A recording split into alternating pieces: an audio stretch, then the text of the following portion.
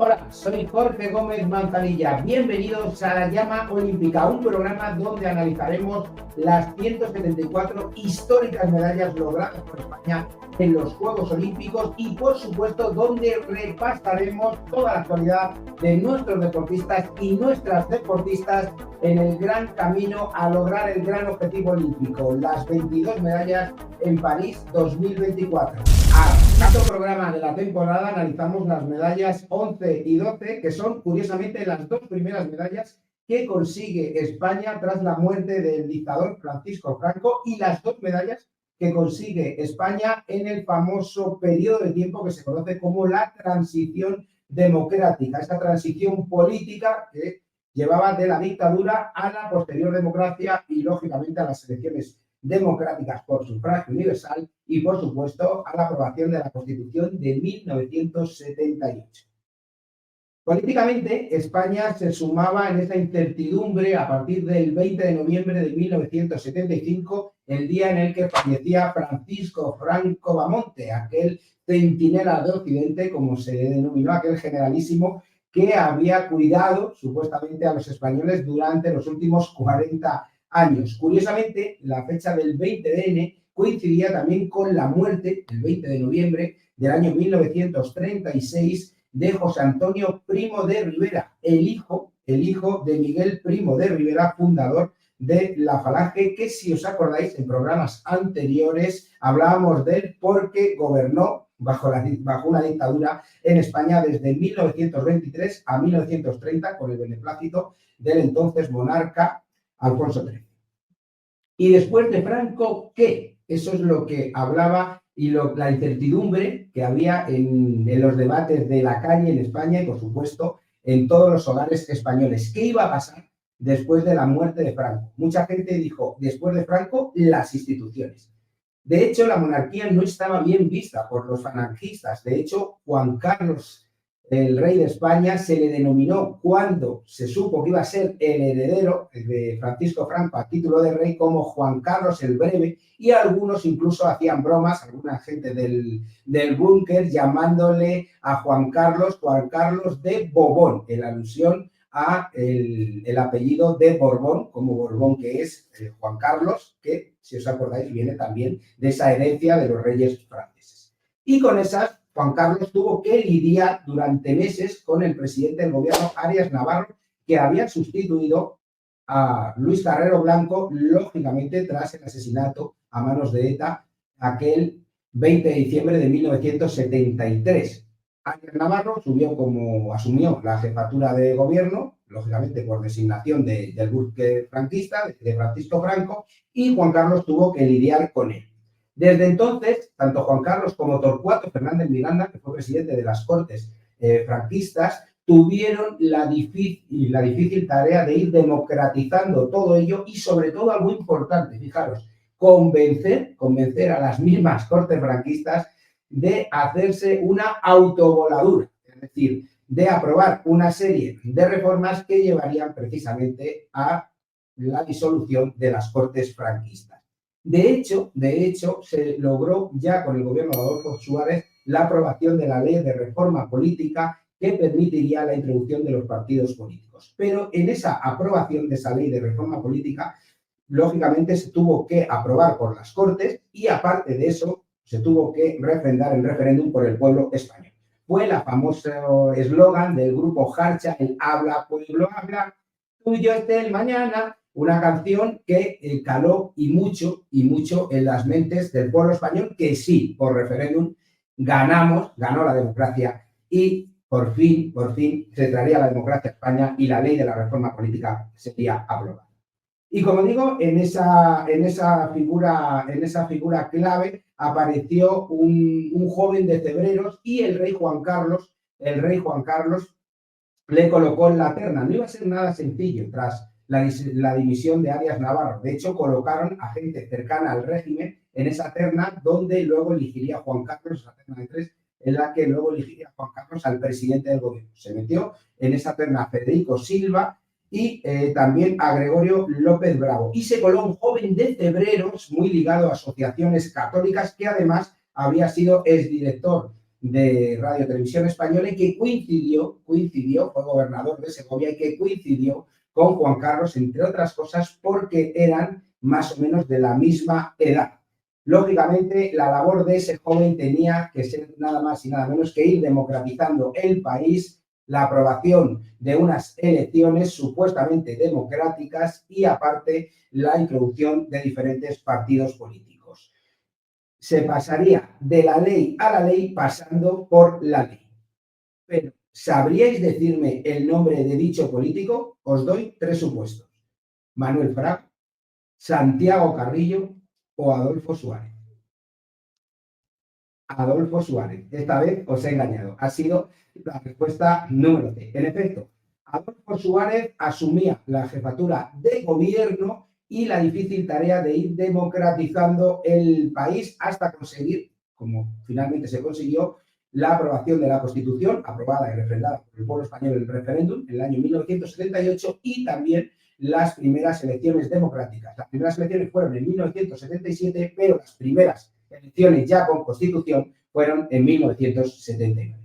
Además, se añadieron 2 decretos leyes importantes sobre el tema de la amnistía. Ahora que se habla tanto de la amnistía, la ley de la amnistía no estaba aprobada, se aprobaría y, lógicamente, en el año 1977, pero antes, estamos hablando del verano del 76, cuando sube a la jefatura del gobierno Adolfo Suárez, se aprueban 2 decretos leyes sobre la amnistía, uno en el verano del 76 y otro durante 1977, donde se procede a la excarcelación de miles de presos políticos por delitos cometidos durante la dictadura. Algunos fueron delitos que no llevaban aparejados delitos de sangre y otros sí. De hecho, fijaros, en esta ley de amnistía se acometieron a ella los cabecillas del asesinato de Luis Carrero Blanco, los miembros de ETA que habían sido los cabecillas, entre ellos Argala, que luego moriría años después también con un coche bomba puesto por la Armada, por gente muy ligada a Carrero. Esa es la versión oficial, aunque hay muchas más versiones que lógicamente no diré, que acometieron y se acogieron a esa ley de la amnistía. Y deportivamente, bueno, pues deportivamente, en este programa número 5, en el que da nombre a las medallas 11 y 12, España logró estas medallas, que son las 2 medallas que se consiguen en la transición. Los Juegos Olímpicos se disputaron en Montreal, en Canadá, en el verano de 1976. Y ahí también brilló, aparte del éxito del deporte español, brilló una joven gimnasta rumana de solo 16 años que quedó campeona del mundo de gimnasia, que se llamó Nadia Comaneci. De hecho, Nadia Comaneci logró lo que ninguna gimnasta ha logrado hasta la actualidad: conseguir un 10 en puntuación. Y España lograba 2 medallas en Montreal, en concreto 2 medallas de plata de la vela y del piragüismo, nuestros deportes más laureados, si os acordáis, con 21 y 20 medallas. Bueno, pues en la primera medalla, la medalla de plata en vela, llegó en una modalidad talismán a partir de Montreal en adelante para los Juegos Olímpicos españoles, que es en el 470. España siempre consigue medalla en vela en 470. Bueno, pues Pedro Millez y Toño Gorostegui, este último, además, discípulo del pionero de las medallas en vela, el gran Santiago Amat Cansino, que si os recordáis, consiguió la medalla de bronce en 1932 en los Juegos Olímpicos de Los Ángeles. 1932, había sido el maestro de Toño Gorostegui. Además, Santiago Amat, lógicamente, montó en su monolito olímpico y ahí consiguió la primera de las medallas. Y, lógicamente, en Montreal no defraudaron nuestros regatistas y consiguieron esa medalla de plata. Pero, ojito, durante 6 regatas convivieron por el oro con la pareja de la República Federal Alemana, formada por Frank Humbert y Harro Bode, que finalmente lograrían el oro, a pesar de que los españoles, fijaros, consiguieron grandes puntuaciones, consiguieron ser un 4º puesto, 8º, 2º, 5º y 6º puesto. ¿Cuál fue el problema? ¿Qué pasa en esta modalidad? Que se descuenta el peor resultado, pero el peor resultado de nuestros deportistas, desgraciadamente, fue mucho peor que el que descontaron los alemanes. Finalmente, la pareja alemana se hizo con el oro y España logró la medalla de plata en esta 7ª y última regata. No arriesgaron y fueron dignos medallistas de plata, la primera que se conseguía, como digo, en la modalidad talismán del 470.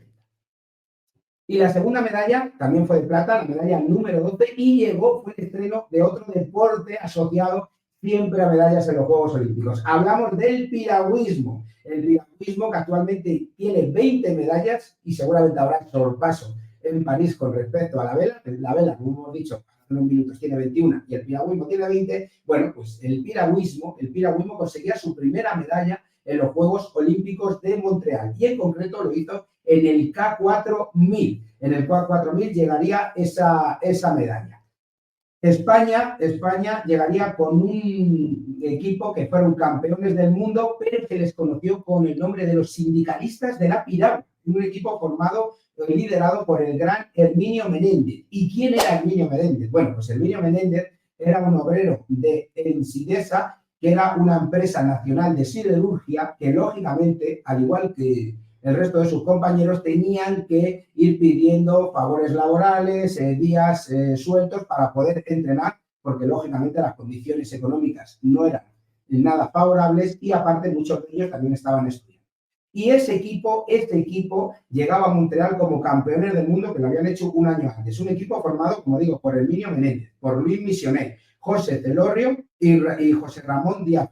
Nacía la leyenda de Herminio Menéndez, que conseguiría 3 medallas y se convertiría en el deportista olímpico más laureado. Esto lo conseguiría ya en Moscú, superando al gran Navarro Morenés, si os acordáis que había conseguido 2 medallas olímpicas. Antes del verano del 76 quedaron como campeones del mundo en 1975, pero les pasó un hecho curioso, y es que al llegar a Barajas apenas tuvieron un reconocimiento, es decir, llegaron a Barajas, eran campeones del mundo y no había ahí nadie, casi apenas de la federación, algunos miembros de la Delegación Nacional de Transporte, la extinta DND, Federación Nacional de Transportes, y eso les molestó. Decían, no somos campeones del mundo y nadie ha venido. Lógicamente, a eso se añadió esas reivindicaciones laborales y por eso se consideraron como los sindicalistas de la Piragua. ¿Por qué se les aceptó? Bueno, porque ante el temor de un plante antes de los Juegos Olímpicos, dada la proximidad que había, lógicamente aceptaron esas demandas y se presentaron en Montreal para poder luchar por ser campeones olímpicos. Realmente no pudieron ser campeones olímpicos y la razón, aparte de que había un gran equipo de la URSS formado por Chudai, Degtярov, Filatov y Morodov, es que llovió y las inclemencias meteorológicas afectaron y mucho al campo de regatas. De hecho, en piragüismo, lógicamente, cuando llueve, el ir por las calles exteriores, lógicamente, merma más que ir por las calles centrales. Las calles exteriores estaban muy complicados de navegar, de realizar esa carrera de regatas, y España le tocó la calle 5, mientras que a la URSS le tocó a la calle 2. Por eso, al final, la URSS fue oro olímpico, pero nuestros brillantes sindicalistas de la Piragua habían logrado la medalla de plata. Con ello nacía, como digo, la leyenda de Herminio Menéndez, que superaba al gran Navarro Morenés. Sin embargo, como siempre os digo, esta es otra historia que ya os contaré en sucesivos programas. Si os ha gustado el vídeo, no olvidéis en darle al like, suscribiros a @50estudio y aquí seguirnos, 50 Estudio TV, seguirnos en la llama olímpica como en todos los programas. Recordad, en tu canal, el canal de los 50 programas, aquí en 50 Estudio TV. Un saludo y hasta el próximo vídeo.